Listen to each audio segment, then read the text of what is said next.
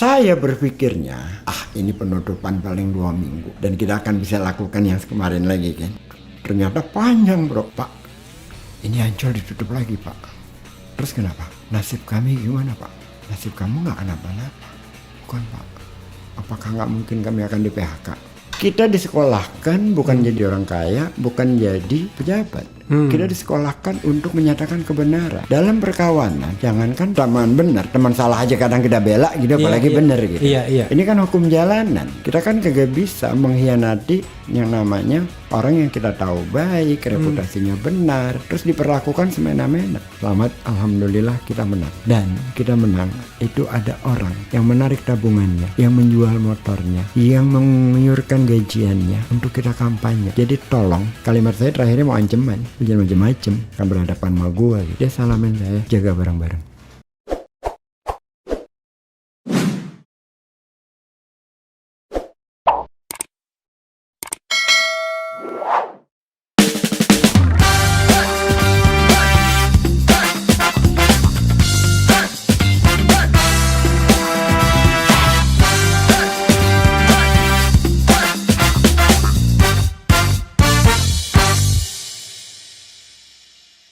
Assalamualaikum warahmatullahi wabarakatuh, sobat RH sekalian. Jumpa lagi kita di channel yang keren ini, keren jadas ya. Di depan saya ini ada orang yang galak tuh kalau membela Anies Baswedan. Jadi saya perlu beliau ya untuk mengkonfirmasi banyak hal, tapi tentu personalitinya juga menarik ya. Beliau adalah Ges Khalifah. Assalamualaikum warahmatullahi wabarakatuh. Waalaikumsalam warahmatullahi wabarakatuh. Saya panggil Bung ya. Siap. Karena Bung boleh. Itu saya mengatakan kalau kita panggil Bung masih ada harapan menjadi presiden. Bung Ges, kalau boleh jaraknya seperti saya nih. Cuman tiga begini, tapi buat nyaman gitu. Jangan nggak nyaman gitu ya. Jadi Bung Ges, terima kasih sudah datang ya. Sama-sama, yes. Thank you banget udah diundang di channel terhormat ini. Saya lebih muda dari Bung Ges, ya kira-kira 8 tahun lah. Wah. Saya kelahiran tahun 70, tapi bulan Januari. Oh, awal tahun. Awal tahun. Kalau Bung Ges Oktober 61. Oktober 61, 19 Oktober. 19 itu Oktober. Adalah amandemen pertama. Amandemen pertama. Ya, tahun 1999. Oh iya. Karena tanggal 20 Oktobernya pemilihan presiden. Gus Dur terpilih sebagai presiden, mengalahkan Megawati kan, masih ingat kan? Ingat. Jangan sampai ada amandemen kelima. Kalau apalagi amandemen perpanjangan masa jabatan, ya kan? Jadi kalau perpanjangan masa jabatan tak adalah yang namanya pemilihan presiden. Dan itu bisa diulang oleh presiden berikutnya kan? Oh gitu ya? Karena sudah ada presiden. Ada presidennya. Jadi kita tidak hanya ada presiden, tapi juga ada presiden. Ada presiden. Bung Ges sehat-sehat aja ya? Alhamdulillah ya. Kegiatan masih di? Kegiatan masih, saya terutama bisnis ya. Iya. Bisnis properti. Oke. Terus kelihatannya COVID mungkin nurun, Jakarta mulai festival yang ke-10 akan mulai kita gelar kembali. Oke. Samping itu Jakarta Melayu Festival. Oh, Melayu Festival. Saya buat dari tahun 2012 sampai 2019, tidak pernah absen setahun pun. Itu swasta? Saya pribadi, dana pribadi. Oh, dana pribadi? Dana pribadi. Jakarta Melayu Festival. Loh kan Anda bukan orang Melayu? Saya menyukai budaya Indonesia yang Melayu gini ya, menarik sekali. 716 bahasa kurang lebih kita milikin. Iya. Tapi bahasa Melayu menjadi perekat di antara semua. Lingua franca ya. Itu sumbangan yang terbesar. Yang kedua, Melayu itu punya lirik-lirik yang metaforanya itu keren banget. Oke. Terus dia punya tarian yang punya etik. Antara laki dan perempuan tidak boleh bersentuhan. Tapi dalam tatapan mata pun juga tidak boleh. Tapi Melayu dalam konteks ini Melayu yang daerah mana aja, Bung? Semua. Bahkan saya maksudnya Melayunya itu Medan, Jambi, Sumatera Utara, semua termasuk juga Sumatera Selatan. Semua. Jadi se-Sumatera itu Anda anggap Melayu semua? Iya, semua. Kecuali Batak nggak Melayu ya? Sebenarnya kalau dari geografis, Melayu itu di luar Jawa, Bali, Melayu ya. termasuk Kalimantan. Maluku, Kalimantan, Maluku bahkan masih. Jadi ada beberapa juga dari daerah yang berpartisipasi di luar Jawa dan Kalimantan. Iya. Waktu itu Fadli Padi dari Ujung Pandang. Oke. Terus Rafli dari Aceh. Oke. Terus lalu kita buat Rafli itu yang yang penutur itu. ya, yang pada saat tsunami Aceh, Iya. lagunya setiap hari diputar di Metro TV. Oh, yang dia nyanyi ya. datang, Ya, ya, ya. Sorry. Kalau itu Toa ya, yang penutur tuh apa? Pak Toa atau apa? Itu lupa saya. Dan saya Emto.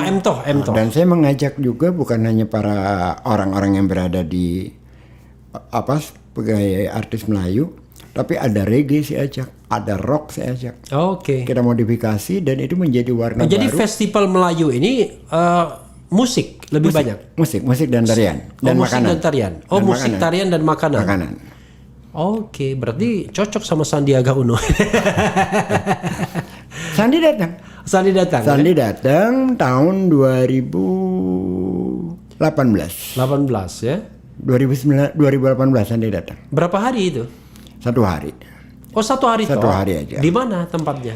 Kita ganti-ganti. Pertama di Crown, yang kedua kali di Bidakara, yang ketiga di Tim, terus di Sultan, terakhir keempat, ke-6, ke-7, ke-8, 9 itu selalu di ABC Mall Ancol. Karena di pinggir pantai jadi lebih pas gitu kan. Oke. Budaya Melayu kan budaya pesisir. Iya. Jadi mainnya di pantai terbuka, terus Udah suasana- berapa kali jadinya? 9 kali. 9 kali dan tertahan karena COVID 2020 sama 2021. Nah, nanti 2022 menjelang Formula E kita akan adakan lagi di Juni itu. Oke. Semoga Boleh Anda COVID-nya sudah ada. melaksanakan tahun 2020 2021 tapi 4 tahun. Jadi itu, nah selebihnya ya di Ancol.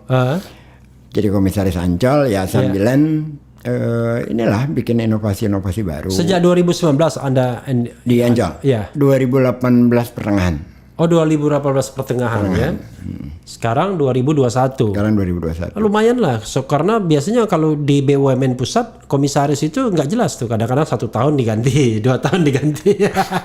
Saya Mau-maunya aja. Saya kebetulan di Ancol ini nggak tahu kenapa, karena dekat dengan di bawah gitu.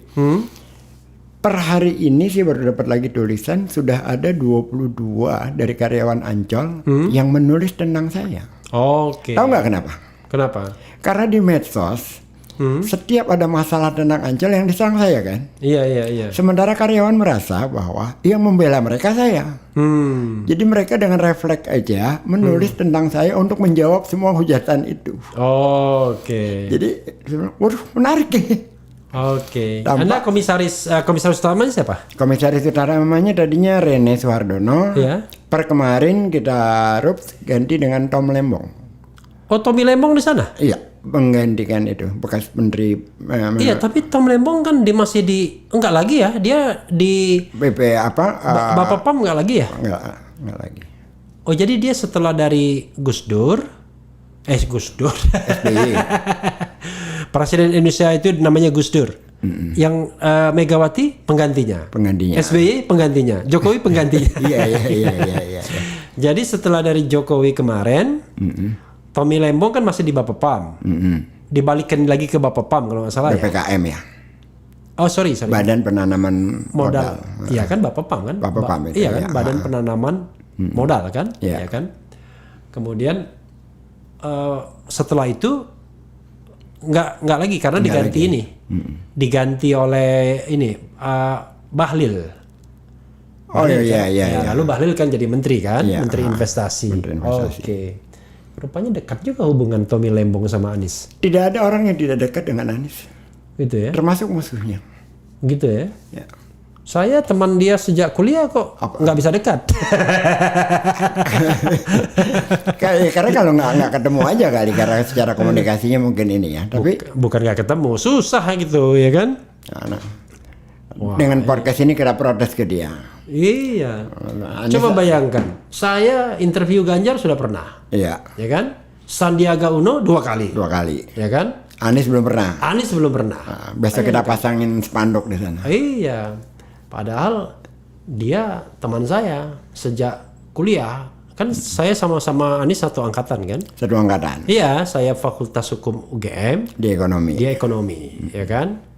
Kalau saya kelasnya camat, dia kelasnya presiden. Nah, kira-kira gitu. iya. Karena saya ketua BEM fakultas, dia ketua senat universitas, kan begitu. Karena waktu itu kan BEM sama senat. BEM itu tidak naik ke universitas, eksekutif lokal, Iya. ya kan? Yang naiknya senatnya, senat sama senat bertemu, berkumpul jadi satu, pemilihan senat universitas, menanglah dia, karena backbone-nya HMI MPO. Karena senat pertama UGM HMI MPO, yang kedua juga ya Anis yang kedua kan, yang ketiga Elan Satriawan, iya juga, yang keempat Taufik Rinaldi, iya juga. Nah, yang kelima saya nggak ngikutin lagi. Udah lewat waktunya. Udah lewat waktunya ya, nggak ngikutin lagi. Jadi di Ancol sudah 2018 sampai sekarang ya. Sampai sekarang. Oh berarti kemarin RUPS baru ya? Kemarin baru. Ini 100 ini non TBK ya Ancol ini ya? TBK. Oh TBK sudah. Ancol TBK. Karena dia TBK maka dia tidak bisa dapat dana APBD kan. Iya. Ya jadi, kecuali penanaman modal.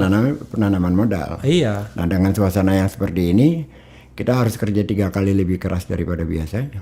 Oke. Paling tidak bagaimana menyelamatkan karyawan. Berapa karyawan Ancol? Karyawan di Ancol itu kurang lebih 2000-an ya kalau termasuk tenaga ahli daya.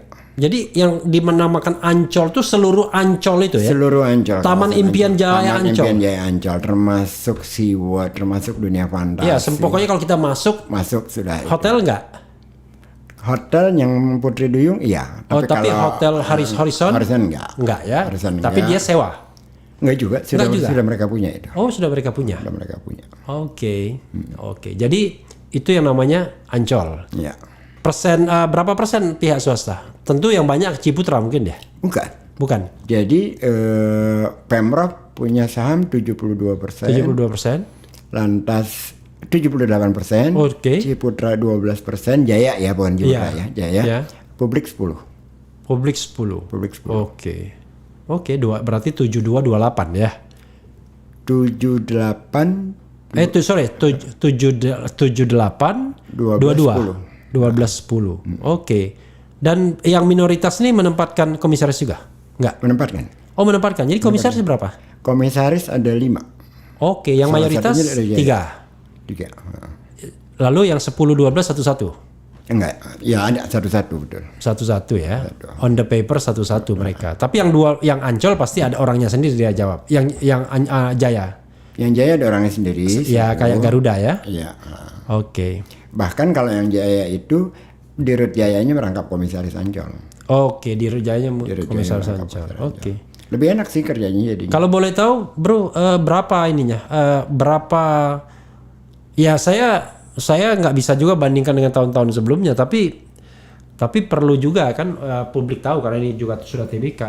Keuntungan bersihnya berapa net profitnya tahun 2020?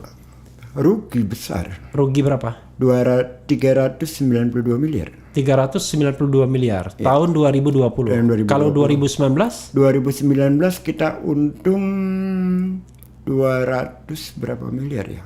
Oke. Lebih tinggi dari 2018. Oke. Jadi nasibnya lebih baik dibandingkan dengan Waskita Karya. Karena Waskita Karya ruginya 7 triliun.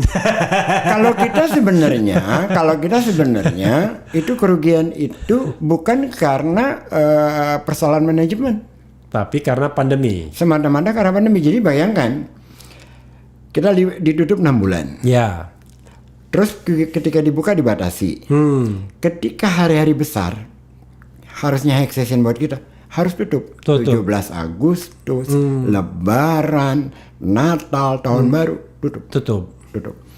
Masuk dibatasi. Oke. Nah, terus bagaimana kita bisa untung? Jadi itu berapa persen pemasukan dari tiket itu? Dari tiket itu kurang lebih sekitar 400 sampai 500 M. Berapa persen? 35%-an. Oke. Karena Dufan juga lumayan besar. Yang terbesar apa pemasukan? Tiket sama Dufan, dunia fantasi. Selebihnya dari tenan-tenan, ikan, dan macam-macam gitu. Oh, jadi Dufan itu dihitung beda ya? Beda pemasukannya. Jadi tiket masuk, sama Dufan beda ya? Beda. Oke. Jadi Ancol pemasukannya kurang lebih setahun itu 1, sekian ya, 1,2, 1,3. Oke, satu. Tetapi yang menarik adalah 2019 awal itu 2018 1,2 1,3 triliun. Triliun. Ya? Oke. 2018 kan kita ngalamin tsunami Banten. Oke. 2018 akhir. Ya.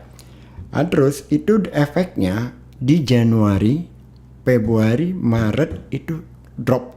Karena orang takut. Orang takut dekat di pantai. Ya. Semua rombongan-rombongan yang sudah deal membatalkan. Kita mengalami negatif pendapatan 31 miliar dibanding 2018. 3 bulan pertama itu. Iya. Di 2019. 2019. Ya. Nah, terus berpikir keras lah. Bagaimana banyak hal kita lakukan. Iya. Belum sampai ke akhir 2019 itu kita sudah bisa melewati laba di 2018 Oke. Kapan terjadinya itu? di November Ya. November. Saya berpikirnya ini penutupan paling 2 minggu Iya. dan kita akan bisa lakukan yang kemarin lagi kan. Iya.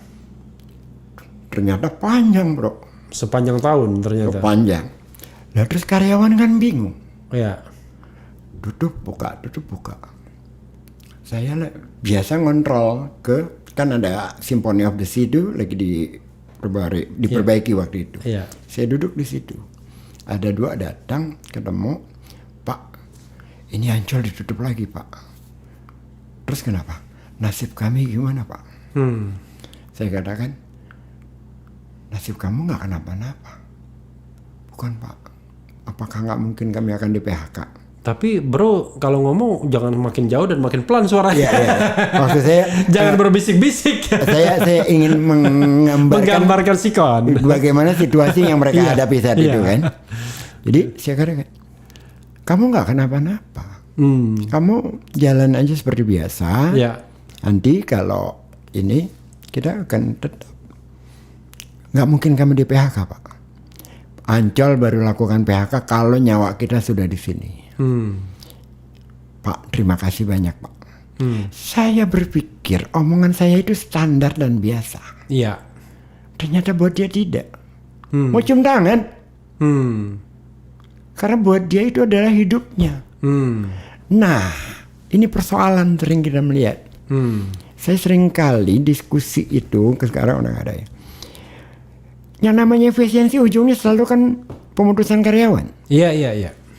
Apalagi perusahaan itu swasta murni kan? Iya, Wah, selalu kayak gitu. Yang di PHK itu bukan hanya persoalan dia, ada anaknya, ada hutangnya di bank, ada kredit motornya, ada harapan masa depannya. Nah, sampai hari ini saya katakan kepada teman-teman, udah deh, PHK lupakan. Sampai tuntas kalau bisa gaji kita potong sampai 25% nggak apa-apa. Maksudnya 75%-nya dipotong. Gaji Yang pokok. penting, yang penting mereka bisa kita karena ada samakan. juga komisioner KPK dipotong gaji pokoknya ternyata kecil. Kalau kita kan memang nggak ada gaji tunjangan macam-macam, gitu kan. Artinya begini bahwa menurut saya kita harus kreatif, membuat hal-hal baru, efisiensi, tetapi di luar persoalan yang biasanya. Ngambil tindakan yang mudah, itu kan ngambil tindakan yang mudah, PHK. Dan ujung-ujungnya itu kan sangat membuat orang lain, anaknya kehilangan masa depan, berhenti sekolah, segala macam. Efeknya banyak sekali. Itu kalau dalam kondisi normal ya, struktur biayanya itu berapa persen untuk karyawan? Lumayan gede. Lumayan gede ya? Lumayan gede. Berapa sampai? 30%-an. Oh 30%. Bukan hanya karyawan kita yang gede loh. Ikan pun biayanya gede. Iklan. Ikan. Oh ikan. Kan kita ada seafood. Oke. Kan harus dikasih makan. Dan makanan itu lebih mewah dibandingkan manusia. Manusia, hiu, lumba-lumba, macam-macam kan. Itu mahal sekali, nggak murah.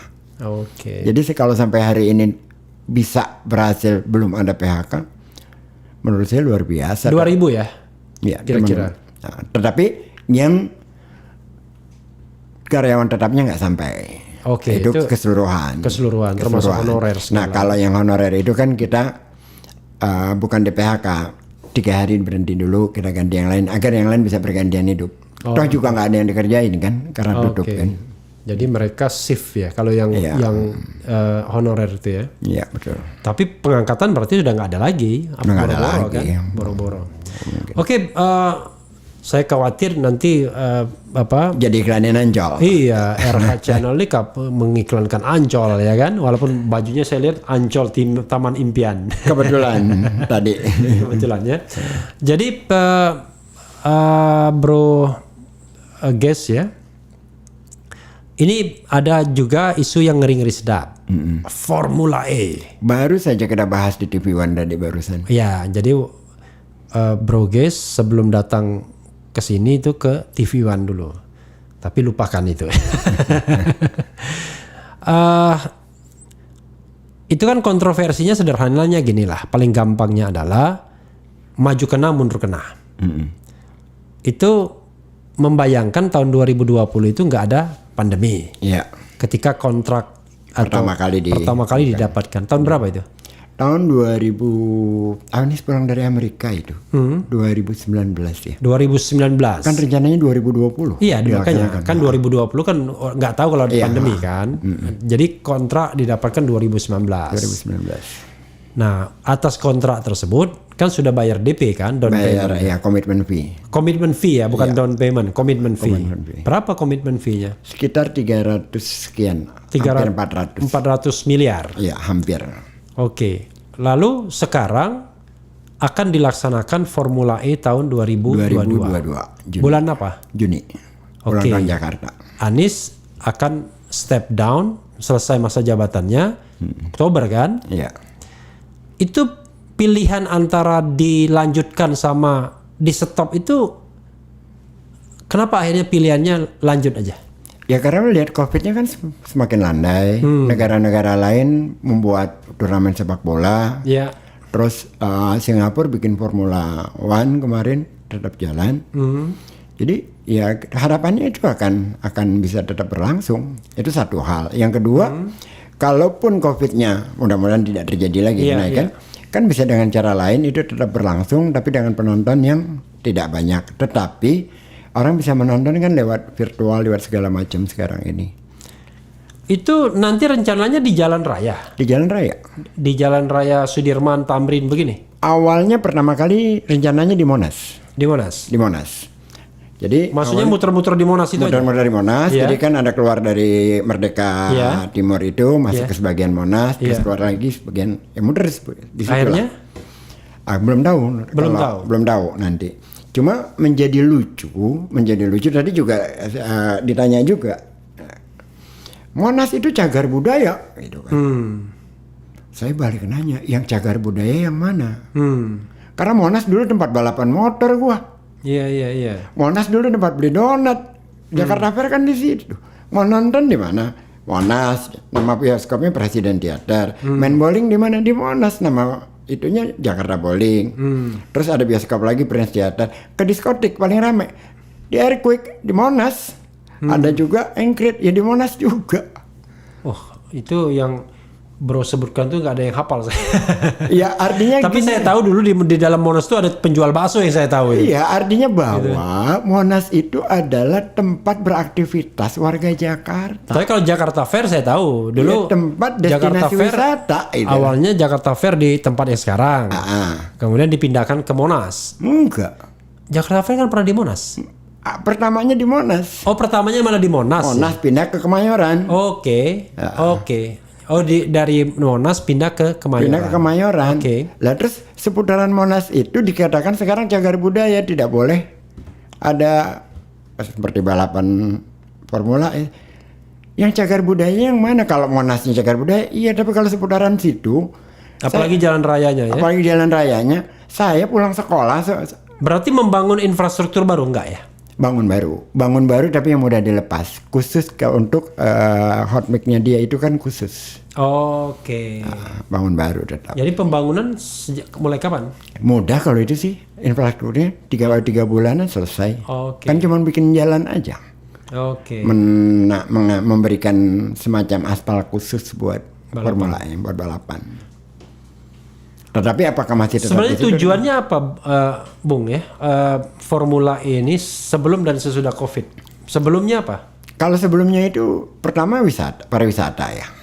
Yang kedua, Anies kan berkehendak untuk mobil listrik itu menjadi acuan. Kan dia sudah impor nih. Ini Formula ini listrik. Ya? Oke. Nah, jadi dia pengen nanti lama-kelamaan Jakarta ini menjadi Green City. Oke. Nah, caranya bagaimana? Campaign bersama dunia. Dan kita adalah ibu kota. Itu yang diinginkan. Terus secara kepercayaan dunia terhadap negeri ini bertambah kan. Ada perlombaan kelas dunia yang dilakukan di pusat negara namanya Jakarta. Dan itu bisa berlangsung dengan baik. Itu juga kan menambah kepercayaan untuk investasi, untuk segala macam. Tapi gede sekali kan biaya yang harus dikeluarkan. Berapa alokasinya? 1,6 triliun untuk 4 kali kegiatan. Enggak besar. 1,6 triliun Untuk 4 tahun. Oh, memang nggak boleh satu kali doang ya? Iya, kontraknya 4 tahun. Kontraknya 4 tahun itu setiap tahun berarti? Setiap tahun. Oke, dan tidak boleh kalau tidak setiap tahun? Kayaknya sih nggak seperti itu. Saya belum jelas benar ya. Okay, nggak Tapi apa-apa ya. kemungkinan seperti itu karena kan orang kan biasanya kan nggak mau kalau setahun itu. Tahun 2020 kan exception ya, katakanlah ya 2020. Jadi 2021 ya persiapan lah. Persiapan. 2022 akhirnya diselenggarakan. Ini ujung-ujungnya kan yang Anda maksud interpelasi kan? Enggak juga sih saya. Karena saya interpelasi itu saya mengatakan bahwa ada salah kaprah dari sisi hukum tata negara. Interpelasi angket itu nggak penting sebenarnya, cuma orang ribut aja. Karena kalau di dalam sistem pemerintahan parlementer, orang interpelasi atau angket itu ujungnya parlemen itu bisa menjatuhkan perdana menteri kan? Iya. Kalau ini kan enggak, ya memang ujungnya ke Mahkamah Agung dulu ya kan? Lalu balik lagi ke DPR. Enggak. Saya tidak tanya interpelasi, tapi saya cuma tanya, heran saja kenapa itu dilanjutkan. Pilihan saya tahu pasti kan maju kena mundur kena, tapi kenapa kemudian pilihannya melanjutkan? Menurut Anda benefitnya jauh lebih baik? Jauh lebih baik. Okay. Kan dengan situasi selama COVID kemarin, kita mengalami rekovisi anggaran tuh berapa ratus? Oke. Jauh sekali, dari 87 triliun turun menjadi 46 apa berapa? 2020. 2021 berapa? naik sedikit, tapi terus kan nggak lama Juli kita lompat lagi, turun lagi. Saya nggak baca kalau itu, tapi kalau yang 2020 berapa triliun? Kalau yang APBD 2020 sepertinya dia mengikuti yang akhir tahun itu, mau menyamakan yang 2019 seolah-olah COVID selesai karena pertumbuhannya kan naik. Iya. Tapi kan nggak lama itu. Masuk Juni kan Lebaran anjlok lagi. Jadi segala perhitungan semua sama seperti COVID. Semua teori jadi berantakan. Iya. Sama seperti itu. Jadi kayaknya harus dilakukan ini RPJMD perubahan di tengah jalan ini. Karena 2 bulan kemarin cukup lumayan dropnya itu. Juni kemarin ya. Juli. Ya lah. Itu 2 hal ya, kita bicara tentang Formula E. Nah yang ketiga saya ingin bicara Anda dulu. Ya. Kan Bro Ges ini jabatan kan cuma dalam tanda kutip komisaris Ancol saja kan? Dan itu pun diminta ya? Itu pun diminta? Diminta. Saya tidak pernah. Bukan mengaju-ngajukan diri kan? Nggak pernah. Saya membayangkan, walaupun kalau Anda tidak mau declare nggak apa-apa, gajinya lumayan.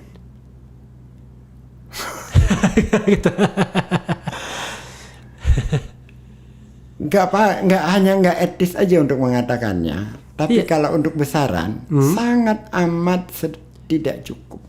Iya saya tahu, tapi orang tuh membayangkan kalau gaji komisaris itu besar, itu masalahnya. Kan selalu publik itu kan bilang gaji komisaris itu besar. Yang besar itu permintaan relawan nggak bisa habis. Itu yang besarnya dan itu melebihi daripada yang kita dapat. Jadi tantiem misalnya ya kan?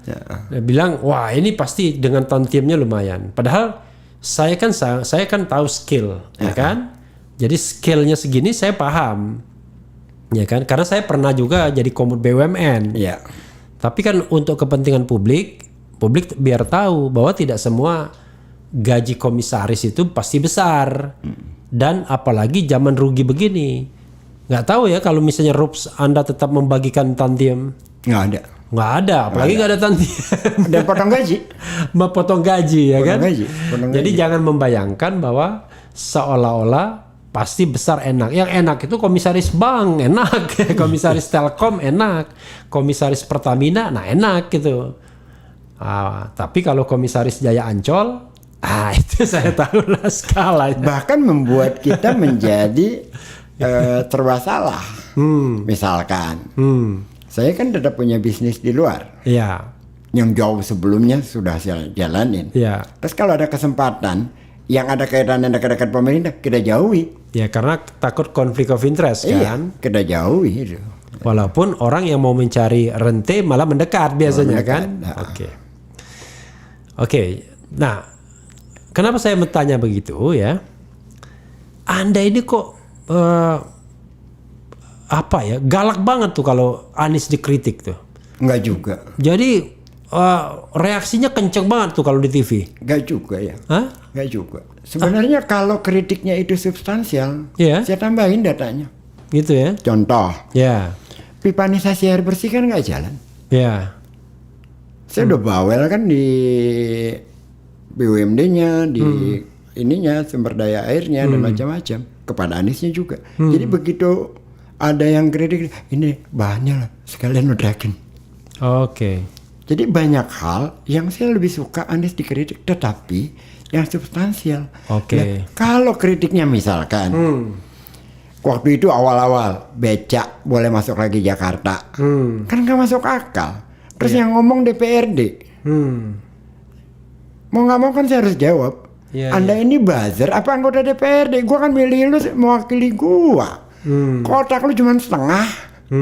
Nah, kalimat-kalimat sedih gitu bukan dalam konteks kasar. Betawi ya kayak gitu di kayak Jakarta kita bercandanya. Oh, ente Lahir besar di Jakarta, nenek saya Betawi Kebonanas. Oh, pantas aja kalau gitu. Ini berarti tanah abang ya. Tanah abang tapi kita tetap sewa. Tanah boleh punya abang ya kan. Gaya menulis, gaya bicara yang begitu saya pindahkan gitu loh, agar kelihatannya lebih lugas aja. Oke. Tetapi dalam banyak hal saya suka kalau Anies dikritik kalau substansial. Karena kalau pemimpin nggak dikritik bahaya. Oke. Nah anehnya, jadi kan gini. Dari mulai dia dilantik 1 hari pertama, ada kata pribumi yang dilepas dari konteksnya. Itu sampai masuk pengadilan loh. Ada yang menggugat. Bukan. Jadi perbuatan melawan hukum. Macam-macam. Gak lama kemudian bunga plastik yang ada di sepanjang Sudirman habis-habisan. Yang beli Ahok. Cuman karena di tiap 22 Juni ditaruh aja lagi sama itu. Udah potret segala macam. Terus pada saat pedestrian Sudirman lagi yang bunga plastik yang sebentar itu. yang hiasan yang besentaran itu. Ya. Itu kan habis dikritik. Iya, yang beli Ahok itu. Zaman Ahok. Oke. Terus jembatan di Kemayoran ambruk. Semua rame. Begitu tahu bahwa Kemayoran itu yang bikin jembatan ini bukan Pemprov, Seknek, berhenti lagi semua gitu. Oke. Jadi yang terjadi adalah penzaliman yang gak habis-habis terhadap Anies. Saya diam, gak banyak bicara, diam aja. Aiman Wicaksono Kompas TV yang brengsek. Iya, kenapa? Saya kagak mau muncul. Bro Aiman. Iya, Aiman yang awal. Iya. Saya sudah lama tidak pernah mau muncul di TV. Aiman minta, "Bang, ayo lo bang, ngomong lah semuanya." Udah lah man, gue ogah man, muka jadi wajah publik tuh nggak enak. Apa yang dilakukan? Dia WA ke Anies. Anies katakan, "Hadir is good." Itu kan instruksi udah. Majulah saya dari Aiman ke ILC kemana-mana ya terus sampai hari ini. Tapi ente itu apa jabatan formalnya selain komisaris? Nggak ada. Tapi kok bisa dimajukan sebagai juru bicara? Bukan. Saya bukan juru bicara dari Pemprov, bukan bicara dari siapa-siapa. Tapi sebagai pendukungnya Anies. Kenapa mereka suka itu? TV kan suka orang bertikai. Iya, makanya saya bilang Anda keras kan. Nah, dan mereka kan menjadikan itu sesuatu hal yang menaikkan ratingnya, itu aja. Saya pun muak kalau dihadapi orang-orang yang kelasnya memang tidak punya konsep, tidak punya argumen. Tapi Anda nggak muak sama saya kan? Saya menolak udah 3 kali untuk dipertemukan dengan, ya saya mengistilahkannya si SMA-nya di mana. Iya. Karena malas banget. Kita sekolah capek-capek baca buku, organisasi segala macam, berhadapan dengan dia, buang waktu aja, dan malu dengan anak kita sendiri kan. Iya, tapi saya dari konsep bertata negara ya, terus terang aja bro, saya suka mengkritik juru bicara dalam tanda kutip yang tidak resmi. Oh ya? Karena kita nggak bisa pegang omongannya sebagai sebuah kebijakan pemerintah. Saya sepakat itu. Jadi kalau misalnya, Ges Khalifah ngomong begini tentang Formula E, nanti dengan gampangnya Pemprov bilang, emang Ges Khalifah siapa? Betul sekali. Sama aja dengan misalnya ya, kalau dalam konteks istana, Denny Sregar, Ade Armando, misalnya siapa lagi, Eko Kuntadi ngomong tentang istana, emang lu siapa? Lu kan nggak punya jabatan struktural. Saya sepakat sekali itu. Tapi kalau nggak balik ya oke lah, anggap aja iya dia tenaga ahli utama ya kan. Walaupun kadang-kadang out of context, tapi dia punya jabatan formal. Betul. Lalu? Ya, selama ini ya memang seperti itu aja. Berjalan bahwa saya diminta sebagai tidak pernah dikatakan sebagai jubir, sebagai pendukungnya gubernur. Tapi kan begitu seseorang sudah terpilih kan kita tidak boleh lagi ada seolah-olah ini rakyat Jakarta ini. Kan Jakarta semua, dia gubernurnya satu. Sikapnya Anies, gubernurnya satu, sikapnya Anies. Tetapi yang kalah-kalah itu kan tidak pernah mau menerima kekalahannya itu, dan ada yang bayarin kan di belakangnya. Kan mengkhawatirkan nih elektabilitas Anies. Oke. Jadi harus dijegal terus menerus.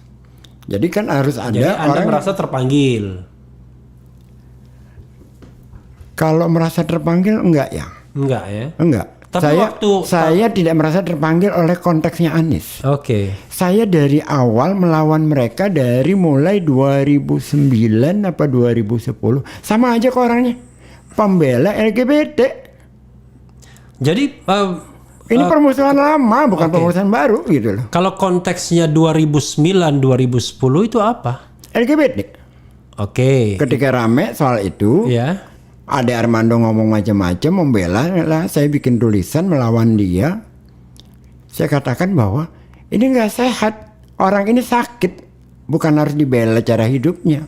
Oke, itu oke ya. Jadi itu udah waktu terkait dengan putusan-putusan MK 2009-2010 itu. Betul. Oke. Lalu tahun 2016 Anda memang resmi sebagai tim kampanye atau relawan? Relawan. Berarti non struktural. Oke. Dan yang saya kampanyekan itu 3, bukan Anies. Apa? Ada 3 orang. 1 namanya Andi Malarangeng. Oke. 2 namanya Anas Urbaningrum. Iya. 3 namanya Anies Baswedan. Oke. Sesama alumni HMI. Iya. Dan itu saya umumkan ke publik. Saya menjalankan 3 orang. Iya. Dan tipenya beda-beda. Yang 2 ini nggak lolos seleksi alam. Tinggalnya Anies. Oke. Ya udah, ini aja gue belain. Oke. Jadi nggak semata-mata Anies ya tidak. Kan kita punya obsesi ya untuk. Dulu saya lihat ada foto 3 orang yang bilang wah ini wajah masa depan Indonesia, ya kan? AAS, Anies Baswedan, kemudian Anas Urbaningrum, Sandiaga Salahuddin Uno, ya kan? Oh, Sandiaga masuk? Enggak, mereka berfoto bertiga. Oh iya. Satu mewakili katakanlah akademik. Dulu kan Anies belum masuk politik. Belum. Ya kan, baru pulang dari Amerika jadi rektor gitu-gitu kan. Satu mewakili mazhab politik, ya kan. Dan satu pengusaha. Benar. Kan cocok kan? Satu guru, satu politikus, satu pengusaha. Iya. Nah, tapi rupanya yang bergabung AS. A1-nya nggak boleh ada 2, nggak boleh 2A rupanya. Walaupun Anas pun kasusnya banyak pertanyaan ya. Saya kan ngikutin itu. Oke. 102 saksi yang dihadirkan yang menyatakan dia terlibat cuma 4.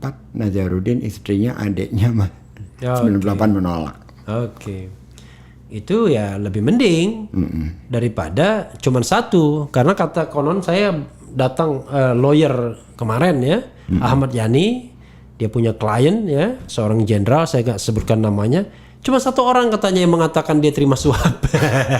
Dan itu kena. Dan itu kena ya. Tapi Allahu alam, karena saya tidak ngikutin, karena saya orang hukum kan.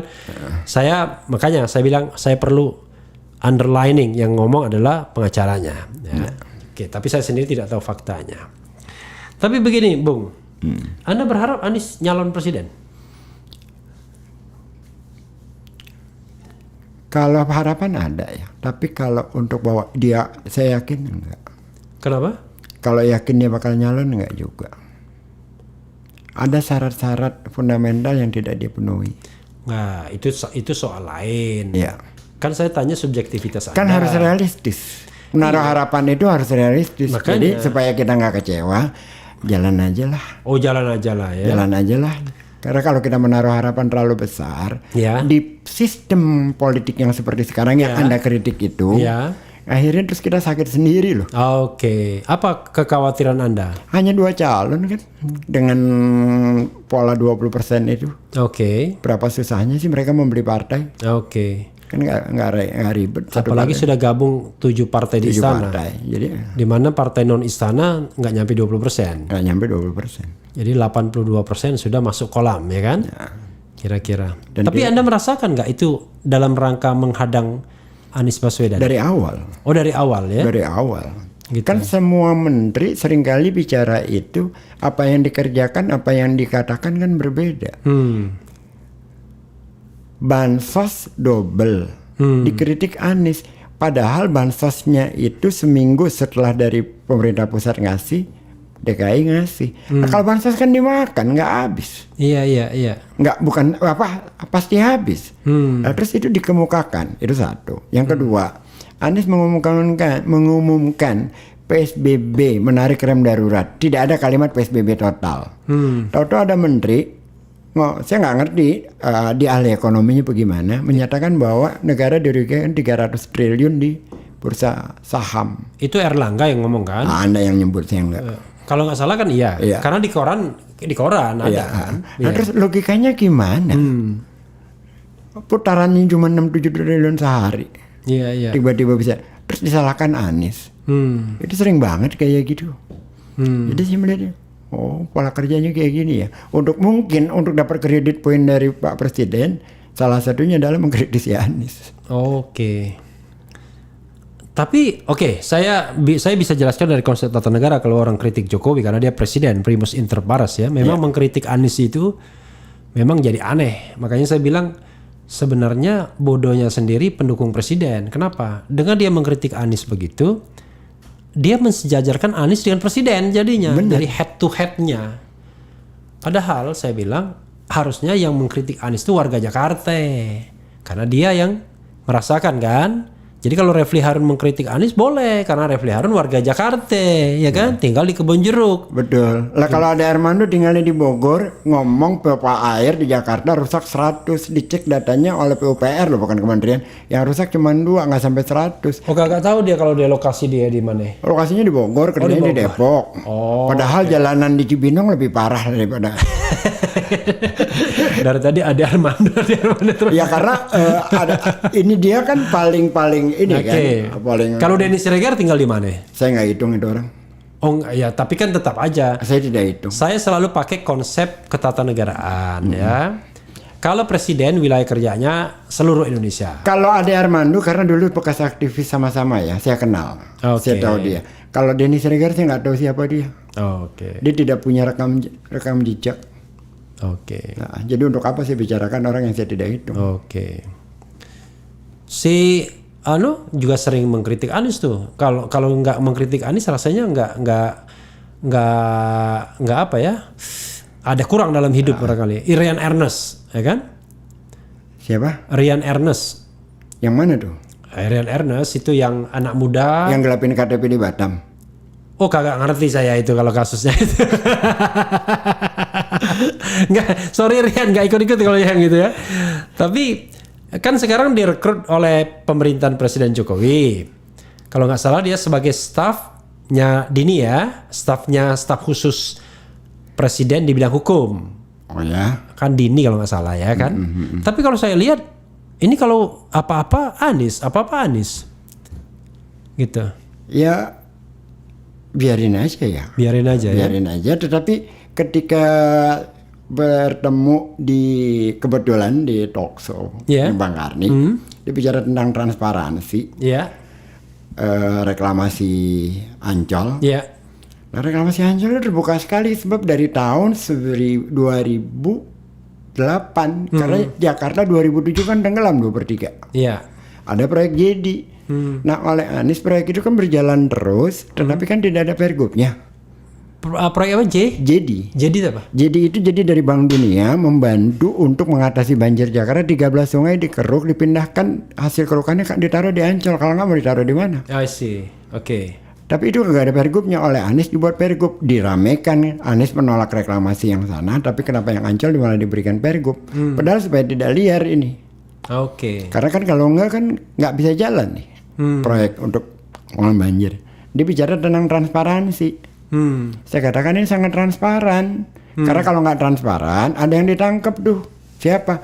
Itu dari pengelola reklamasi maupun anggota DPRD yang sebelumnya. Yang reklamasi Ancol nggak ada yang ditangkap. Ada satu yang nggak transparan. Siapa? Lu. Mau maju ke calon independen, tapi KTP-nya KTP orangnya kagak tahu lu pakai KTP-nya. Bagaimana politisi muda mau maju ke politik menggunakan KTP orang yang orangnya tidak tahu? Tapi kan memang calon independen begitu semua kan? KTP itu kan kumpul-kumpulnya juga. Jangan bicara paling mengawal hak rakyat, jangan bicara sok idealis sementara lu lakukan yang sama. Kan begitu. Lah kita zaman kuliah masih muda seperti dia, bertarung kan bertarung aja. Nggak pakai tuh gelap-gelapin orang punya. Jadi bro, kan orang mengatakan tidak ada yang namanya makan siang gratis, no free lunch, ya kan? Lah Anda pasang badan terhadap Anies itu? Tidak hanya kepada Anies, tapi juga kepada siapapun yang saya merasakan bahwa dia benar dan dia dizalimi. Kita disekolahkan bukan jadi untuk orang jadi orang kaya, bukan jadi pejabat. Kita disekolahkan untuk menyatakan kebenaran. Dalam perkawanan, jangankan teman salah, teman benar, teman salah aja kadang kita bela gitu, apalagi benar gitu. Ini kan hukum jalanan. Kita kan kagak bisa mengkhianati yang namanya orang yang kita tahu baik, reputasinya benar, terus diperlakukan semena-mena. BTW Anda kenal Anies sejak kapan? Belum lama, 2000-an. Belum lama. Anda untung sekali. Saya mengenal Anies sejak tahun 80-an, tapi nggak bisa sedekat Anda. Saya juga tidak saya tidak pernah menyatakan saya orang dekatnya Anies. Gitu. Hanya orang lain beranggapan seperti itu. Kalau mau tahu, ini saya terbuka aja. Saya terbuka.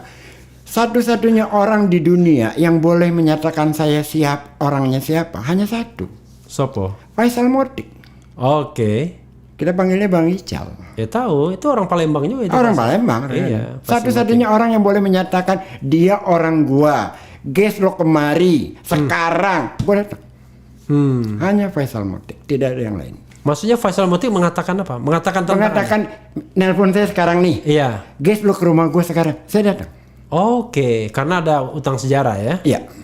Orang yang membawa kita dan bukan hanya saya. Banyak lagi anak-anak lain. Bang Faisal, nanti kesini ya. Diajak untuk percaya diri.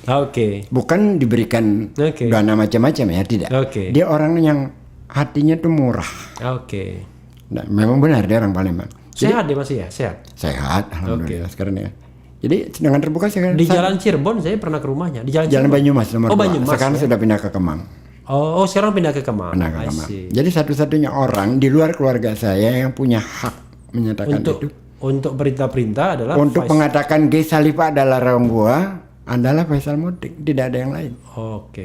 Ges Khalifah adalah orang gua adalah Faisal Motik. Yang boleh menyatakan itu, yang lain nggak ada. Dan itu saya akui secara terbuka. Karena apa? Bagi saya kalau saya berhutang budi sama orang, kita katakan saja, nggak ada ruginya kok. Oh iya. Kita berterima kasih sebesar-besar. Saya terakhir ketemu Bang Faisal itu di hotel. Saya baru pulang dari umroh waktu itu. Ketemu beliau. Bukan dari umroh sih, ada makan malam di situ di hotel Shangri-La. Ya, Shangri-La, di Shangri-La. Saya ketemu. Tapi sebelumnya saya pernah juga beberapa kali. Pernah ke rumahnya sekali. Gitu. Itu rumah pergerakan itu. Tidak ada tokoh politik yang tidak pernah ke situ. Iya, di Menteng itu. Menteng situ. Iya. Semua baik Amin Rais, Gus Dur, siapapun. Kecuali Mega kali ya. Tapi semua tokoh-tokoh pergerakan, Dia Bang Imat. itu kakaknya atau adiknya Dewi Mawati? Adiknya ya? Adik. Karena dia tuh kalau nggak salah bungsu ya? Dia bungsu anak laki terkecil. Iya, anak laki Di bawah dia masih ada satu, Adija. Oke, I see. Kalau nggak salah saya ketemu juga istrinya di Bali, Yani Motik. Iya. Allahu Akbar. Iya Mbak Yani. sorry. Dunia kecil ya. Karena Yani Motik juga interview saya juga pernah ngundang saya di podcast dia. Oh itu. BM Record kalau nggak salah, BWM Record kalau nggak salah, sama Rocky Gerung waktu itu. Ya Mbak Yani Motik. Saya ketemu di Bali waktu itu, ada seminar ya. Oke, bro. Tapi kita bicara positif negatif Anies. Kenapa pembicaraan tentang Anies ini selalu menarik? Karena dia tokoh yang tersohor. Kalau survei, ya kan, selalu menempatkan minimal dia 3 besar. Pokoknya gantian aja Prabowo, Anies, Ganjar, Anies, Prabowo, Ganjar, Anies, Prabowo, bolak-balik di 3 nama itu. Ya kan? Apapun surveinya, minumnya teh botol. Jadi, saya mau bicara tentang kelemahannya dulu. Ya. Mungkin Anda objektif ya. Kalau kelebihannya kita bahas juga. Menurut Anda ya, selama dia menjadi gubernur 2017 hingga hari ini 2021, which is sudah 4 tahun. Oktober ini 4 tahun. Apa kelemahan dia? Terlalu baik. Terlalu baik. Misal, dia sudah memarahi anak buahnya ketika penyusunan APBD 2020. Video itu nggak dikeluarin. Hingga kemudian oleh PSI diramaikanlah soal Aibon, soal segala macam. Itu sudah dibahas semua oleh Anies. Di seminggu PS itu Persatuan Sepak Bola Indonesia. Partai Seputaran Ibu Kota. Oke, terus. Terus ketika udah ramai, baru akhirnya dikeluarkan. Saya tanya, kenapa sih? Untuk apa mengeruhkan wajah orang? Satu. Yang kedua, setiap ada pejabat yang melakukan kesalahan, nggak ada yang diumumkan ke siapapun kesalahannya, dipanggil aja. Kamu salahnya ini, kamu mundur atau saya pecat. Oke. Ada yang dipecat sudah? Banyak. Oke. Tapi dipecat dengan cara dia mengundurkan diri. Ya, maksudnya yang whatever ya. Iya. Dipecat, mengundurkan diri, kadang-kadang bahasa halusnya kan.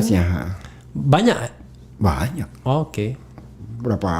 Eselon berapa yang Kepala dinas. Kepala dinas. Oke. Dia nggak akan sebutkan ya. Iya. Kepala dinas itu eselon 2B ya? Iya. 2B ya? Sekda 2A kan? 2A. Oke. Jadi hal-hal semacam itu yang buat kita gregetan nih, ini orang baik banget sih. Iya. Dan itu kan membuat orang lain bisa memperlakukan dia semena-mena. Bisa dijadikan cara gitu.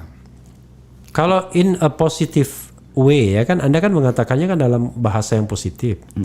Kalau in a negative way, karena dia nggak tegas misalnya, dianggap? Oh enggak, dia sangat tegas. Oke. Ini manusia lebih kejam dari Ahok. Gitu ya? Sangat. Kalau konteks kekejamannya itu ketegasan. Nanti saya kasih judul. Anies lebih kejam dari Ahok menurut Khes Khalifa. Kalau untuk soal prinsip, sangat. Oke. Nggak ada tawar-menawar. Siapapun itu. Apa itu adik, teman, atau keluarganya sama. Iya. Lalu konteksnya apa Anda bilang bahwa terlalu baik itu menjadi hal yang buruk? Hal yang menjadi kelemahan? Iya, karena kan akhirnya orang tidak tahu bahwa dia sudah memarahi, sudah menegur. Orang tidak tahu, itu disembunyikan sama dia. Jadi kan kalau dia memuji karyawannya, satu sisi sih buat karyawannya dia enak ya, baik ya. Tapi buat kita yang di lapangan, kan jadi persoalan. Oke. Harusnya itu udah selesai, nggak perlu jadi persoalan, jadi persoalan gitu. Karena orang jadi punya kesempatan untuk menyoal Iya. yang sampai sekarang nggak habis-habis. Padahal itu dia sudah ada kalimatnya dia yang dia katakan soal makan itu, bapak-bapak, ibu-ibu, katanya itu bantuan tunai tidak boleh beli beras. Sementara kita makan di sini itu ada yang 250.000 sampai 350.000. Tapi orang mendapat bantuan harus dipakai yang lain. Sementara dia tidak punya uang buat beli, tidak punya beras. Saya bilang kan pakai. Itu dalam rangkaian dia bicara itu. Menarik sih. Bantuan tunai dari pemerintah atau dari pada saat dia menjadi Mendikbud. Oke. Nah, waktu itu dia bicara di DKI. Dia kasihkan contoh aja soal itu. Terus lagi dia bicara soal penghapus yang sekian miliar. Ini apa kayak gini? Sebelum kita menulis sesuatu, otak kita harus filter lebih dulu. Tapi kalimat dia kan halus ya. Marahnya dia halus. Itu semua hanya untuk konsumsi Pemprov, tidak dikeluarkan. Yang akhirnya kemudian kan jadi keluar, terus kita harus menjawab lagi semua kan. Oke. Jadi tidak mau mempermalukan wajah orang di muka umum, dia pegang benar-benar. Ya itu bukan kelemahan, itu kelebihan malah. Buat dia, buat gue kelemahan, karena kesel. Oke. Kan saya harus berhadapan jadi dengan teman-teman yang di luar Berarti sana. antum lebih senang Ahok dalam Kurang konteks ini. lebih dalam hal yang kayak gitu. Saya pendukung Ahok utama di awal. Oke, gitu. Iya. Waktu pemilihan 2012 itu. Enggak. Waktu milih saya tidak milih.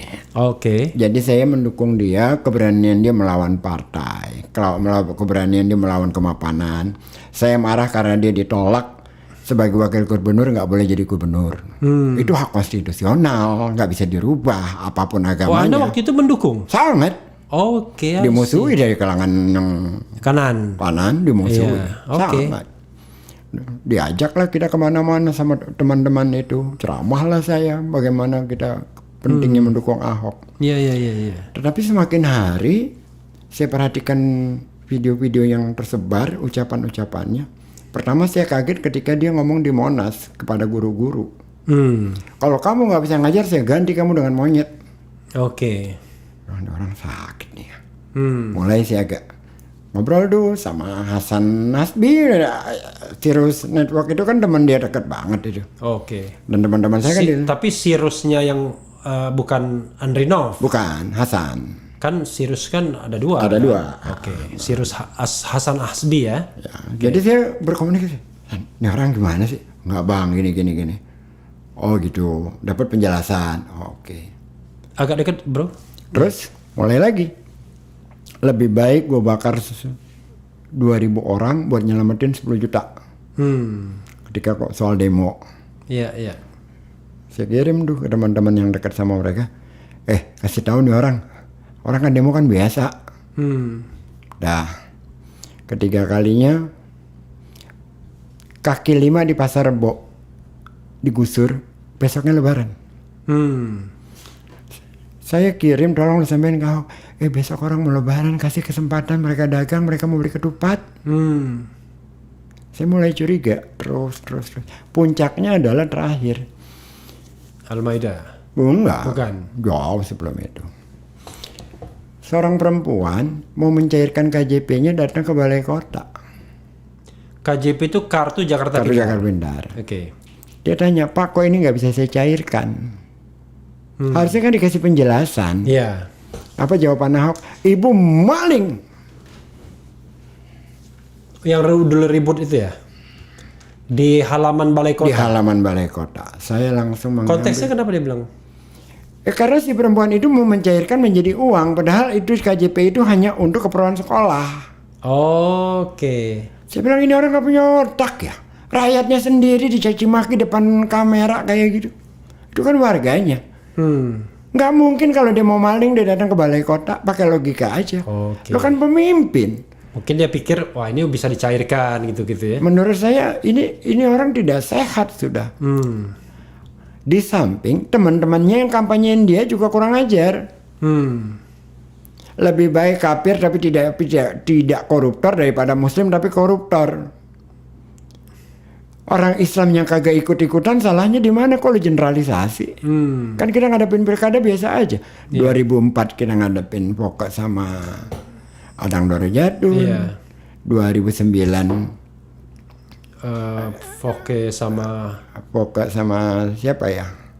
Oh itu 2004 itu 2009 Pokok 2007 Pokok 2007 Pokok. Sebelumnya kan nggak ada pemilihan nggak ada. langsung. Tetapi kan pilpres dan segalanya kan juga udah berjalan sebelumnya dari 2004. Kan biasa-biasa aja gitu. Nggak pernah ada masalah gitu. Oh ini orang jadi di kampanye kan jadi umat Islam kan mereka marah kepada FPI yang nggak besar-besar banget saat itu FPI di sana yang menolak dia. Kok digeneralisasi sih umat Islam semua kalimatnya. Saya mulai wah ini nggak benar nih. Nah terakhir ya itu yang saya katakan tadi punya nggak bisa ini berbahaya dan belum ada nama Anies saat itu. Belum ada. Mulailah kita bergerilya. Yang muncul nama itu bukan Sandi, bukan siapa-siapa. Siapa? Sapri Samsudin. Oh Sapri. Kami paksa di rumahnya malam Lebaran untuk deklarasi. Pak Sapri itu. Malam Lebaran itu bulan apa berarti? Lupa saya. Kita minta Pak Sapri. Pak Sapri nggak mau. Pak Sapri tidak mau. Saya bukan kekuatan. Saya hanya bagian dari kekuatan. Berarti sekitar bulan kemarin Lebaran bulan apa ya? Maret ya? Ya sekitar April atau mundur atau maju ya kalau Lebaran itu. Maju dong. Maju ya. Maju karena kan Lebaran kan mundur. Tapi berarti kalau sekarang kemarin itu Lebaran itu bulan apa ya Lebaran? Juni. Kemarin bulan Juni. Mei Lebaran. Mei ya. Bulan Mei ya kira-kira Juni Juli mungkin ya. Juli. Juni Juli gitu. 2000 Juli saya kira. Juli. Saya kira Juli. 2016. Karena saya menulis tentang Ahok dan Anies itu tanggal 11 Agustus itu belum ada nama Anies juga. Belum ada. Jadi 2016-an. Jadi Sapri itu, Pak Sapri itu. Juli Agustus itu. Pak Sapri itu udah nolak, total nolak. Terus saya dengan teman-teman di sana, saya katakan ini Pak Sapri, mohon maaf, kita datang bukan meminta Bapak jadi gubernur. Jadi apa kalau bukan gubernur? Bukan, Pak. Terlalu kecil Pak. Bapak pernah jadi wakil menteri dan berhasil, Bapak pernah menjadi pangdam DKI dan berhasil, Bapak menjadi pengusaha, Bapak berhasil. Apa yang kalian minta? Kami minta Bapak menyelamatkan bangsa ini Pak. Baru dia sejauh itu. Kasih analisanya, baru dia mau muncul. Tapi waktu itu dia tidak sempat deklarasi kan? Deklarasi. Sebagai calon? Deklarasi sebagai calon. Oke. Karena kita yakin sekali Gerindra dan PKS Demokrat akan mendukung Pak Sapri. Yang kemudian berubah. Rakornas Gerindra menyalonkan Sandi. Oke. Karena kader sendiri ya dianggap kan? Yang saat itu Sandi surveinya masih berapa dan kita meyakini kalau Pak Sapri itu kan 98 kan dia keren sekali kan. Iya. Banyak penggemar dia. Ibu-ibu lah. Ibu-ibu yang iya. Jadi suasananya seperti itulah kira-kira. Artinya beginilah bahwa Ahok itu kalah bukan oleh Anies, bukan oleh FPI, bukan oleh persoalan-persoalan lain. Ahok kalah oleh dirinya dan pendukungnya. Oke. Itu yang membuat dia kalah. Dirinya sendiri. Sering out of context, offside lah ya. Offside. Dirinya sendiri. Dan pendukungnya yang juga tidak punya nalar dalam mengkampanyekannya, hantam kromo aja. Jadi banyak kalangan Islam yang di tengah, yang tadinya tidak A tidak B, ngambil posisi berlawanan karena merasakan tersinggungan kan. Yang tadinya bersikap moderat tiba-tiba mengeras, jadi marah karena merasa tersinggung dengan kalimat-kalimat silogisme yang seperti itu. Itu blunder politiknya ya. Blunder politiknya. Menurut Anda. Oke, tadi kita bicara soal kelemahan Anies. Ada lagi kelemahan lain yang Anda lihat? Terlalu bersih. Terlalu bersih, benar. Serius. Kalau putih iya dia. Kenapa Anda bilang terlalu bersih? Semua yang di sampingnya miskin semua. Termasuk TGUPP itu ya? Maksudnya terlalu bersih kan bagus ya. Iya. Tapi kan karena dengan cara seperti itu, akhirnya kan orang-orang ya kita di institusi lawannya lah ya. Iya. Akhirnya kan tidak mendapatkan apa-apa dalam percaturan politik. Tidak mendapatkan benefit apa-apa dengan mendukung Anies. Iya.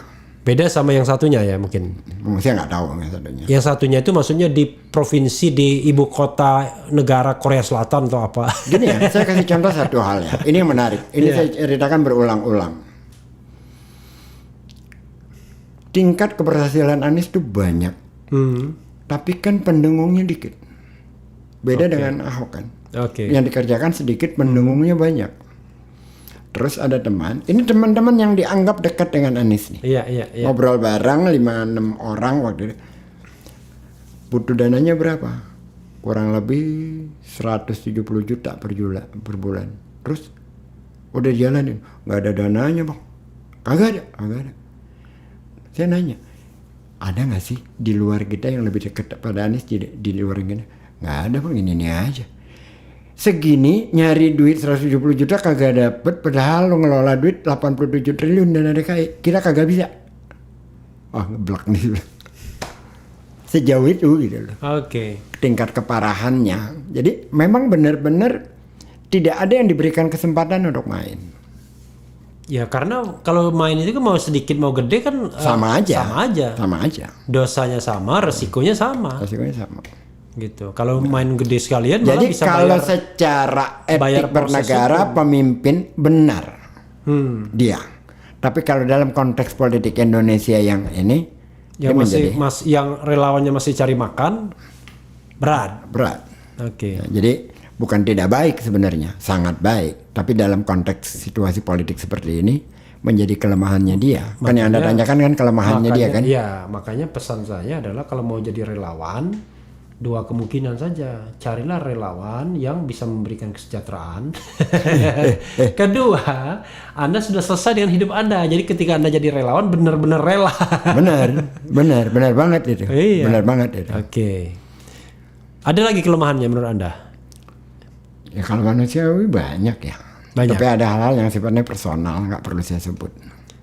Iya, misalnya in term of komunikasi ya. Communication itu gimana? Personal communication dan mass communication. Keren. Keren itu yang mana? Yang massnya atau yang personalnya? Dua-duanya. Saya itu gak susah marah kalau sama dia itu. Dia saya dengan yang Bang Ica yang saya sebut tadi bisa saya teriak-teriakan. Bang Anies gak bisa sih. Ya dia senyum lulu. Kalau Anda kan kelihatannya mau marah terus. Jadi, kalau untuk hal kayak gitu dia apa ya? Nggak rata-rata lah. Nggak rata-rata. Kalau konteks komunikasi nggak rata-rata. So ini bab kelemahan. Bab kelebihan. Ya, banyak banget. Banyak banget. Misal, yang paling menonjol lah, 3 lah yang menonjol apa? Demokratis. Banget. Ukuran demokrasinya misalnya apa? Ini sangat personal alasan saya. Ya oke. Justru saya ingin pengalaman Anda kan. Anies terpilih tanggal 19 April. Iya. Saya bertemu sorenya. Sorenya. Tapi jangan makin mendekat. Saya ucapkan. Ngomong jadi saya ucapkan selamat, alhamdulillah kita menang. Selamat. Dan kita menang itu ada orang yang menarik tabungannya, yang menjual motornya, yang mengiurkan gajiannya untuk kita kampanye. Jadi tolong, kalimat saya terakhirnya mau ancaman. Jangan macam-macam. Akan berhadapan sama gua gitu. Dia salamin saya, jaga bareng-bareng. Jaga bareng-bareng, ya. Bukan jaga bareng-bareng. Jaga bareng-bareng, jagain dia maksudnya. Iya, jaga bareng-bareng. Selama ini temen gua kan yang jadi menteri banyak. Kagak ada yang mau deket gua kalau udah jadi menteri.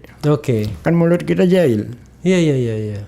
Artinya bahwa dia siap untuk dikritisi, untuk dilawan gitu. Termasuk pada temannya sendiri. Itu menurut saya keren banget secara personal. Karena saya tahu persis bagaimana teman-teman kan kita kampanye nggak punya duit ya. Iya. Jadi bagaimana pada teman-teman tuh patungan segala macam itu tuh, ada yang jual motor, saya ngerti banget itu. Dan kita dikecewakan kan berkali-kali. Dukung orang, tahu kayak gini, dukung ini, tahu kayak gini. Tapi so far Anda nggak kecewa? Sejauh ini tidak. Bahkan agak terpuaskan ya. Oh, agak terpuaskan. Air di Pulau Seribu perak lebih dari 25.000. Saya mengelola sekolah rakyat bukan saya mengelola, teman-teman yang mengelola. Saya hanya membantu. Iya. Miskin absolut. Saya katakan ini jalan kita ke surga nih. Kalau 30% aja anak-anak ini bisa kita tarik dari kemiskinan. Ada yang diperkosa oleh bapak tirinya. Ada yang kalau malam itu siang sekolah SMP loh. Malam jadi penjaga macam-macam. Ada banyak kasus. Saya ketemu Bu Nana, Kepala Dinas Pendidikan DKI. Dengan kebijakan yang baru, 50% anak-anak SRA itu bisa masuk sekolah negeri. Karena ada kebijakan zonasi dan faktor umur. Anak-anak miskin itu mana sanggup bersaing dengan anak-anak orang kaya masuk sekolah negeri bagus. Iya. Itu luar biasa dalam konteks keadilan.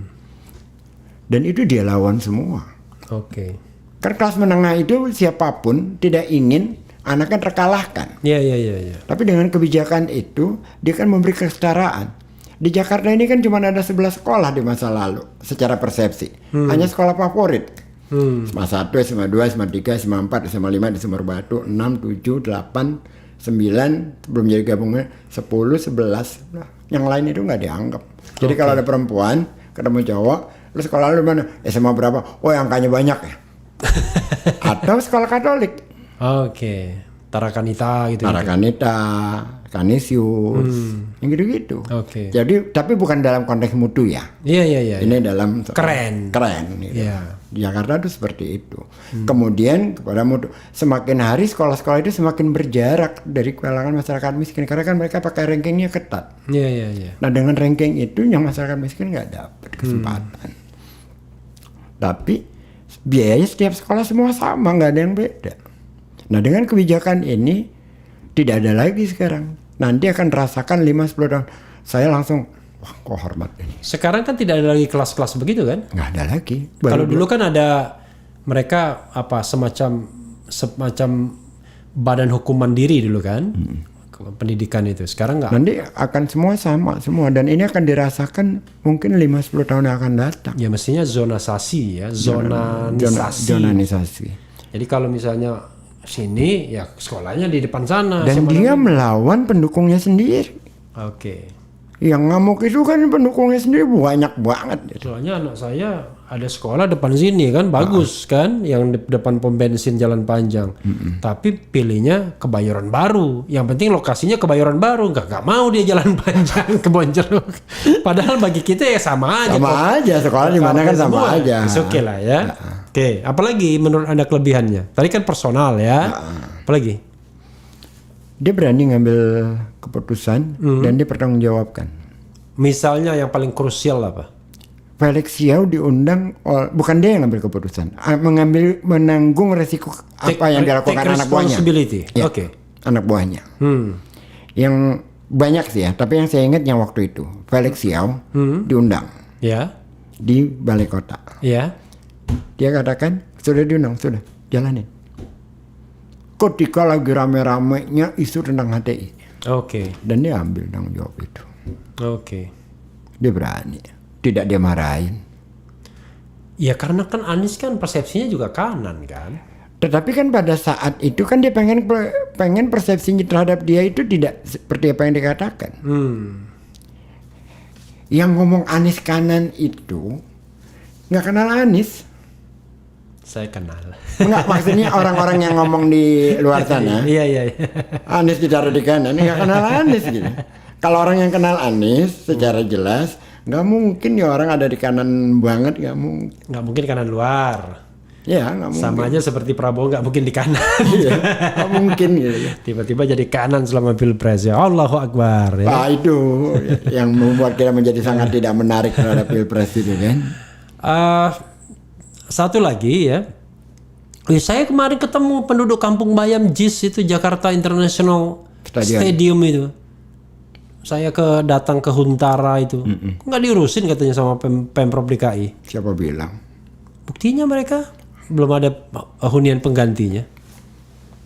Sebagian sudah, bahkan ada yang saya temuin ada 2. Yang sebagian sudah, yang sebagian belum, karena masih bermasalah. Permintaannya terlalu banyak. Kenapa? Jadi, ya kadang-kadang ada juga orang yang mencari kesempatan di dalam kebaikan yang dilakukan Pemprov kan. Secara tanah kan banyak juga yang banyak, tidak semua. Ada juga yang tanahnya ilegal. Tapi penggantiannya minta luar biasa, minta rumah, minta segala macam. Ada yang sudah mendapat penggantian, rumah dapat, ada tanah kosong. Dia hobinya beternak. Pak, boleh nggak saya pakai untuk selama ini belum ditempati, boleh kamu pakai? Oh, senang banget ya. Kalau ketemu, Pak Anies Pak baiknya, Masya Allah Pak. Tapi ada juga orang, apa nggak digusur? Kami ternyata digusur. Tetapi sebagian dibangunin kerja di situ.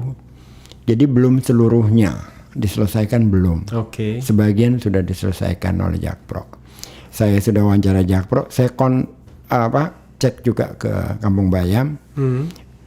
Sudah sedang dibangun untuk perumahannya mereka yang sebagian, yang lainnya lagi tetap dipindahkan.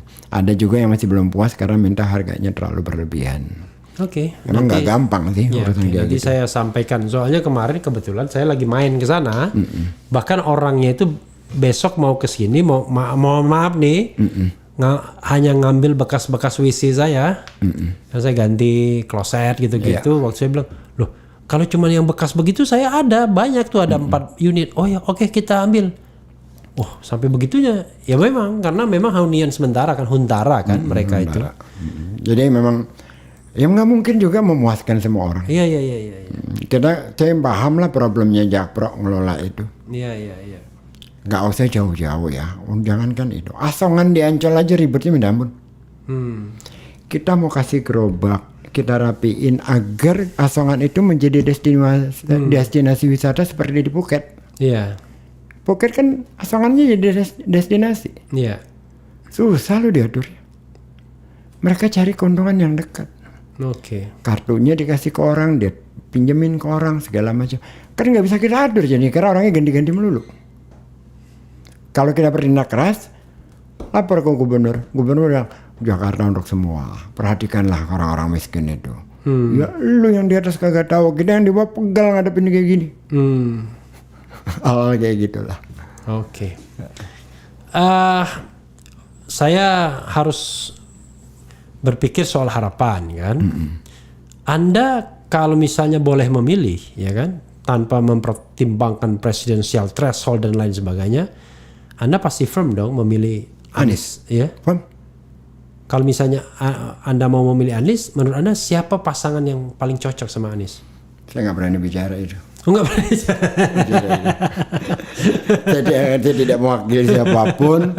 Terus ada jabatan komisaris Ancol yang kagak boleh terkait-kaitkan dengan itu. Ini kan karena soalnya personal aja pilihan, bukan kampanye ya. Iya. Saya nggak punya hak bicara itu. Tapi kan saya tidak tanya Anda sebagai komisaris Ancol.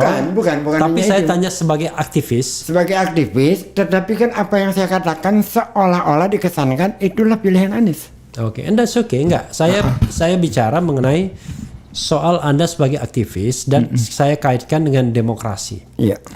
Kalau saya kan jelas bahwa dalam berdemokrasi itu Anda harus buka keran partisipasi. Iya. Setelah masuk, maka yang namanya prinsip good governance, clean government itu harus dijalankan. Betul. Termasuk juga bagaimana kita menciptakan pemilu yang jujur dan adil. Betul. Kan, jurdil sebagai bagian dari good governance. Tapi kan ini masalahnya kerannya kan tertutup. Bahkan hampir dalam istilah saya pesta di antara istana saja. Anda nggak mengupayakan apa-apa untuk menjebol semua ini? Kan sudah terwakili oleh Profesor Dr. Refli Harun, lebih pintar dari gua urusan kayak gitu. Kan itu kan cuma ngomong doang. Kan kita kan Anda sudah lakukan ke Mahkamah Konstitusi. Ya, tapi kan Rocky Gerung dan segala macam. Kalau tidak kita gebuk dan Oh kalau itu ya harus Kepung dari berbagai gerakan civil society harus dijalanin. ya kan itu kan yang saya maksud. Kalau itu iya, tapi kalau dalam konteks hukumnya saya Kalau tidak tidak punya. ada gerakan civil society gimana kita menjebol? Kalau soal hukumnya Saya nggak nggak- bicara bahwa saya mendukung Anies ya, tapi yang saya dukung adalah sebuah ide tentang demokrasi. demokrasi. Ya kan? Sama lah. Jadi fair election, ya kan, free election. Jadi jangan sampai kemudian nanti pilpresnya etok-etok atau orang Jawa, pura-pura. Betul. Jadi diciptakan dua calon boneka di antara oligarki dan siapapun yang menang ya semua Situ-situ dapat lagi. bagian, Dapat bagian. ya kan? Semua senang, Semua senang. tapi dalam batas oligarki itu Dalam batas oligarki. Nggak menarik banget ya. nggak menarik banget. Nggak menarik banget. Padahal cita-cita kita pilpres langsung itu adalah kita bisa milih orang. Berdarah-darah 98 itu Iya. untuk Saya membayangkan, waduh, debat pilpres 2024 tuh debat yang keren. iya. Saya berharap wah Anies debat sama Ganjar, ya kan? Di situ ada juga Prabowo yang mau ikut lagi, silahkan aja hak dia kan. Benar. Kemudian Puan Maharani mau tes mental boleh juga, agar jangan merasa besar tapi tidak pernah teruji misalnya kan, berdebat boleh juga. Saya mau jayal tapi bukan. Boleh. Nggak jadi. Kemudian Megawati, kan Megawati masih boleh nyalon. Nggak, karena kalau cuma masang baliho doang kan nggak perlu ngomong kan. Kenapa? Kalau cuma masang baliho doang kan nggak perlu ngomong kan. Perlu ngomong ke anggota DPR. Jadi Megawati mau nyalon juga boleh, karena dia masih punya hak untuk nyalon. Karena bahkan satu periode jabatan pun belum pernah dia Belum pernah dia selesaikan. selesaikan. Paripurna kan tidak. Jadi dia masih dihitung 2 kali masa jabatan tuh. Ya karena Kemudian karena tafsir saya kan setelah berarti setelah 5 tahun kan. ya Siapa lagi? SBY sama Jokowi nggak boleh lah ya boleh, kan, karena karena ada itu 2 kan kali. sudah komitmen kita. Nah, JK juga termasuk nggak boleh. JK boleh untuk presiden, kan dia baru wapres 2 Oh, kali. bukan satu paket. Enggak. Jadi Oh, kalau satu paket itu. untuk wapres boleh, untuk presiden nggak boleh. Untuk wapres dia masih 2 kali lagi masih boleh. Bukan dibalik Anda. Untuk wapres sudah nggak boleh, untuk presiden dia boleh. Iya, Ah. iya. Untuk wapres dia nggak boleh. Untuk presiden masih 2 kali lagi, mau 3 kali lagi. Oh jadi tidak satu paket ya. Nggak satu paket. Oke. Oke, jadi siapa tahu ternyata jago-jago tua itu turun juga. Iya. Melihat peluang ini kan, Peluangnya ada. peluangnya ada kan, gitu. Nah, kan enak kita lihat, wah etalasenya kan, perdebatan jago tua, jago muda kan, kayak permainan bulu tangkis saja. Kita mengalami itu 2004. 2004 5 calon. Ya. 2004 5 calon, 2009 3 calon. 2009 3 calon. Ya. Itu menarik sekali itu. Dan saya kira 2004 itu paling menarik karena tidak memunculkan bipolarisasi kan. Iya. Jadi setelah SBY JK menang, nggak ada cebong kampret dan lain sebagainya kan? Saya itu Gitu. ikut-ikutan lah kira-kira 2004 itu dukung Amin Rais. Oke, 2009 ikut dukung JK. JK, oke, 3 calon waktu itu. Ya, jalan. 2014 nggak sama sekali tuh. Nggak sama 2019 apa lagi? Enggak juga. Nggak menarik ya? Nggak menarik. Iya. Kalau waktu itu asiknya bahkan yang menarik itu waktu dukung JK. Iya. Kita kan anti Golkar nih. Iya. Golkar. Kita tahu lah kelakuannya dulu kayak apa. Ya, dan dia ketua Golkar. So. Dia ketua Golkar. Saya menonton dia di liputan di diskusi SCTV di hadapan ketua Kadin. Ngebumi betul. Iya. Saya dengerin. Terus saya cek ke teman-teman yang dekat sama dia. Diceritakanlah bagaimana perannya dia di Aceh, bagaimana perannya dia di konflik di Maluku, di mana-mana. Ya. Tidak seperti apa yang kita ketahui tentang JK. Ya waktu itu di depan Kadin itu sempat ditanya oleh istri Pompida Hidayatullah. Ya, tentang sepatunya. Tuh Anda dari mana itu? Nih, JK ya. Mereknya kan JK kalau nggak salah JK ya. Collection. JK Collection ya, gitu. Itu yang membuat saya jadi nggak pernah saya bertemu JK sama sekali. Hanya lewat itu aja. Terus saya cari pemahaman tentang JK itu siapa. Ya sudah, masuk dalam rombongan. Oke. Karena Tapi kita punya pilihan kan? karena Ada Anda termasuk pemilih yang cerdas. Pemilih yang cerdas itu maksudnya pemilih yang menentukan pilihan setelah mempertimbangkan kandidat. Kalau pemilih umumnya kan pokoknya berdasarkan fanatisme. pokoknya ya kan. Nah itu rusak ketika masuk 2014. Iya. Nggak menarik sama sekali. 2019 tambah tidak menarik. Tambah tidak menarik. Gitu ya, ibarat pertandingan. Bahkan ketika 2014 sebelumnya Anies ikut konvensi Demokrat. Ya. Saya ikut dukung. Oke. Oh, Anda sudah Anies waktu itu? Sudah. Oke. Saya ikut dukung. Tapi begitu dia masuk ke Jubir 2014, saya langsung katakan, mohon maaf, sampai sini aja nih dia. Oh gitu ya? Iya. Oke. Jadi enggak. Oke. Nggak ada, saya nggak mau terlibat sama sekali. Oke. Saya awalnya masih berharap ya kan, ada orang biasa yang tidak ada masa lalu yang kelam misalnya kan satunya kan dipersepsikan punya masa lalu yang kelam, ya kan, pelanggaran HAM dan lain sebagainya. Tapi ya whatever itu, it is. Kalau saya sih sudah story. tidak percaya sejak awal, begitu ditentukan 2, udah nggak mungkin ini. Kenapa? Ketika ditentukan hanya 2, saya sudah nggak percaya sejak awal. Yes. Ini nggak mungkin bisa artinya oligarki bisnis itu makin pintar dia. Kalau kemarin 2014 itu 2 dan 2-nya barangkali kiri kanan ya kan. Kalau 2019 jangan-jangan pura-pura 2 sudah. 2024 nah yang kita khawatirkan cuma 1 tapi 2. Ya, 1 tapi 2. Ya. Wallahualam ya kan. Mengerikan. Tapi yang jelas kita kan punya komitmen untuk bagaimana mendorong demokratisasi, jangan sampai berada pada titik nol lagi. Kalau kita berada pada titik nol, regresif gitu, regresif bukan regret beda. Jadi kalau kita regresif, maka naiknya lagi, beratnya minta ampun. Setengah mati ya. Apalagi kalau misalnya aparatur bersenjata sudah balik lagi ke politik praktis, waduh tambah berat lagi. Betul. Nyuruh mereka tolong dong Pak balik ke barak apa itu beratnya minta ampun sudah, karena mereka mempersepsikan dirinya saya ini part of the people ya kan. Dan memunculkan tokoh seperti SBY yang concern terhadap demokrasi ketika dia masih menjadi kekuatan yang luar biasa. Kekuatan bukan sebagai presiden ya, masih sebagai tentara. Kan nggak gampang. Karena bagusnya SBY itu adalah jenderal yang tidak bangga dengan kejeneralannya.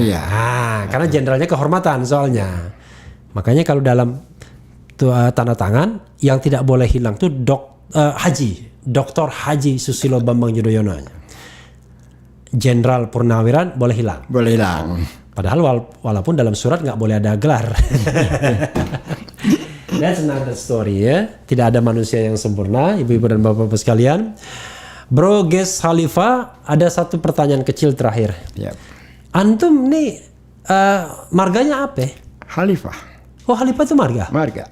Nah, nama saya Ges, ayah saya Salim, jadi Ges Salim Al Khalifah. Oh Al Khalifah. Al Khalifah. Tapi Al Khalifah ini termasuk zuriat juga nggak? Zuriat Nabi nggak? Saya nggak mau pakai gitu-gituan ya, tapi kalau mau pakai gitu-gituan saya bisa klaim 2. Kenapa? Keturunan Umar bin Khattab sekaligus keturunan Ali bin Abi Thalib. Oke. Tapi diyakini Ali bin Abi Thalib kan itu keturunan Nabi ya dianggap kan. Oh jadi Khalifah itu termasuk juga Habib. Sebagian di Yordan di mana-mana meyakini itu. Saya tidak meyakini. Tapi di Indonesia nggak dimasukkan. Di Rabita tidak dimasukkan dan kita juga tidak pernah merujuk ke sana. Mencari-cari data itu. Oke. Toh nanti di surga dan neraka kan hitungannya adalah kuciptakan manusia bersuku-suku, manusia laki-laki dan perempuan bersuku-suku berbangsa-bangsa untuk diantaranya saling kenal mengenal. Dan yang paling mulia diantaranya yang paling takwa. Jadi urusan apa gue dengan keturunan? Walaupun mencari menantu tetap aja kita lihat keturunan siapa dia. Ya, tapi kan dalam konteksnya kan perilaku ya, bukan terhadap itu. Last word, guys, silakan. Apa? Teman-teman, selain Bang Refli, yang channelnya keren, saya Ges Khalifah juga punya channel, namanya Ges Khalifah Channel. Dan banyak hal di sana kita bicarakan, terutama tentang Jakarta International Stadium, bagaimana pengelolaan air di Jakarta, banyak hal deh. Silahkan dilihat. Terima kasih. Oke, jangan lupa ya. Jadi selain ke Refli Harun Channel, yang selain Refli Harun dan Refli Harun Podcast, jangan lupa Ges Khalifa Channel. Unfortunately, Ges Khalifa itu susah banget spellingnya. Yang benar adalah G-E-I-S-Z. Khalifa C-H-A-L-I-F-A-H. Jadi Ges Khalifa. Makasih bro, Ges Khalifa. Sama-sama, terima kasih udah diundang. Mudah-mudahan lancar dan saya yang berterima kasih karena Anda sudah mau datang Yang walaupun penting kita Anda sehat capek. semua. Amin ya rabbal alamin. Amin, amin. Yang penting tetap di channel ini. Cia.